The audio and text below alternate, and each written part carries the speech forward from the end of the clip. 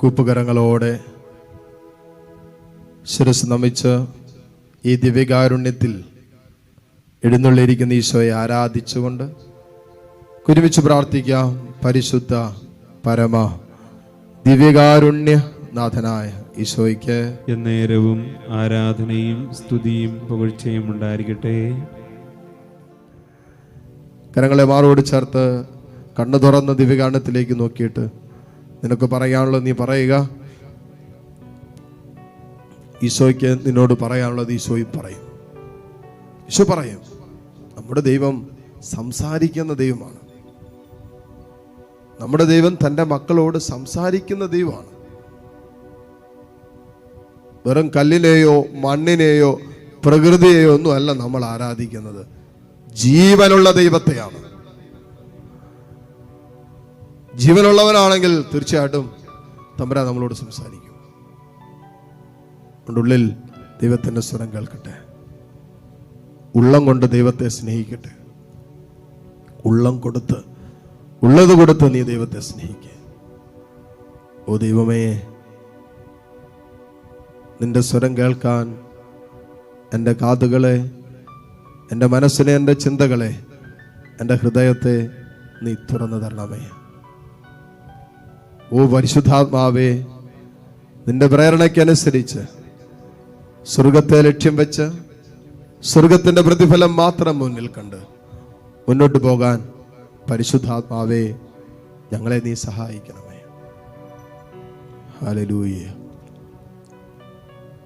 താഴ്ന്ന സ്വരത്തിൽ എല്ലാ മക്കളും ഹൃദയം കൊണ്ട് ഈശോയെ സ്തുതിക്കട്ടെ, ആരാധിക്കട്ടെ. നിന്റെ ഹൃദയമിടിപ്പുകൾ പ്രാർത്ഥനയായിട്ട് മാറട്ടെ മക്കളെ. നിന്റെ ഹൃദയത്തുടിപ്പുകൾ പ്രാർത്ഥനയായിട്ട് ഈ നിമിഷം മാറട്ടെ. കണ്ണുനീരായിട്ടോ സങ്കടങ്ങളായിട്ടോ വേദനകളായിട്ടോ ഒക്കെ ഒഴുകിക്കോട്ടെ. യേശുവേ, ഹല്ലേലൂയ, ഹല്ലേലൂയ. ഇത് നീ ഈശോയോട് സംസാരിക്കുന്ന നിമിഷങ്ങളായിട്ട് മാറണം. നിന്റെ വേദനകൾ ഈശോയോട് പറയുന്ന നിമിഷങ്ങളായിട്ട് ഇത് മാറണം. നിന്റെ സങ്കടങ്ങൾ കേൾക്കുന്ന തമ്പുരാന്റെ മുമ്പിൽ നിന്റെ സകല ദുഃഖങ്ങളും ഇറക്കി വെക്കുന്ന നിമിഷങ്ങളായിട്ട് ഇത് മാറട്ടെ. മോളെ, നിന്നെ താലോലിക്കാൻ ഒരു ദൈവമുണ്ട്. മോനെ, നിന്നെ തലോടാൻ ഒരു കർത്താവുണ്ട്. മോളെ, മോനെ, നിന്നെ ചേർത്ത് പിടിക്കാൻ ഒരു ദൈവമുണ്ട്. നിന്നെ സ്നേഹത്തോടെ ചുംബിക്കാൻ ഒരു കർത്താവുണ്ട്.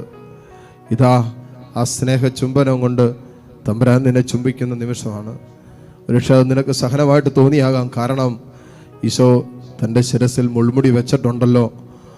ആ മുൾമുടി വെച്ച് നിന്നെ ചുംബിക്കുമ്പോൾ ഒരുപക്ഷെ കർത്താവിൻ്റെ ശിരസിലെ മുള്ളുകൾ നിന്റെ ശിരസിലും കയറിയെന്ന് വരാം. നിനക്ക് വേദനകളായിരിക്കാം സമ്മാനിച്ചത്. ആ വേദനകളുടെ നടുവിലും ഈശോ നിന്നെ ചേർത്ത് പിടിക്കുന്നതാണ്. ഈശോയുടെ വേദനകള് നിന്റെ ശരീരത്തിൽ തമ്പുരാൻ തന്നിട്ട് നിന്നെ ഈശോ സ്നേഹിക്കുന്നുണ്ടെന്നേ. ഈശോയെ, ഉള്ളുകൊണ്ട് ഉള്ളം നിന്റെ തമ്പുരാന് കൊടുത്തിട്ട് പറ, തമ്പുരാനെ, എല്ലാറ്റിനും നിനക്ക് നന്ദി.